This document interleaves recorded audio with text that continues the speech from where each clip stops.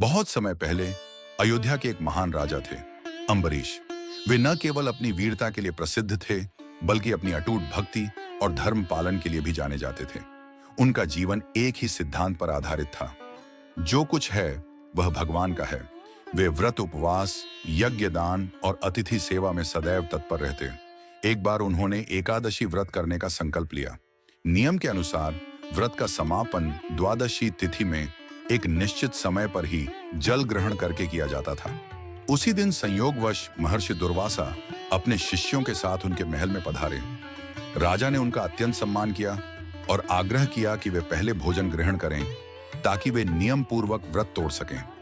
दुर्वासा जी स्नान के लिए यमुना किनारे चले गए, लेकिन समय बीतता गया और व्रत का समापन समय निकट आ गया। राजा धर्म संकट में पड़ गए। अगर आर्षि की प्रतीक्षा करते तो व्रत का नियम टूट जाता, और अगर वे पहले जल ग्रहण कर लेते तो अतिथि का अपमान होता। विचार विमर्श के बाद उन्होंने मात्र एक घूंट जल पीकर व्रत का समापन किया, ताकि नियम भी निभ जाए और भोजन भी बाद में आर्षि के साथ किया जा सके। लेकिन जब महर्षि दुर्वासा लौटे और यह देखा तो उनका क्रोध प्रचंड हो उठा। उन्होंने इसे अपना अपमान समझा और अपने जटा झूठ से एक भयंकर क्रूर राक्षस उत्पन्न कर दिया, जो राजा का अंत करने के लिए आगे बढ़ा। राजा अम्बरीश वहीं खड़े रहे, न भय न क्रोध, बस भगवान का स्मरण। उसी क्षण भगवान विष्णु का सुदर्शन चक्र प्रकट हुआ और उस राक्षस का संहार कर दिया। लेकिन चक्र यहीं नहीं रुका, वह महर्षि दुर्वासा की ओर बढ़ चला। राशि दुर्वासा तीनों लोकों में भागे, स्वर्ग, पाताल, ब्रह्मलोक, लेकिन सुदर्शन चक्र का पीछा नहीं छूटा। अंत में वे श्री विष्णु के पास पहुंचे और प्राण रक्षा की विनती की।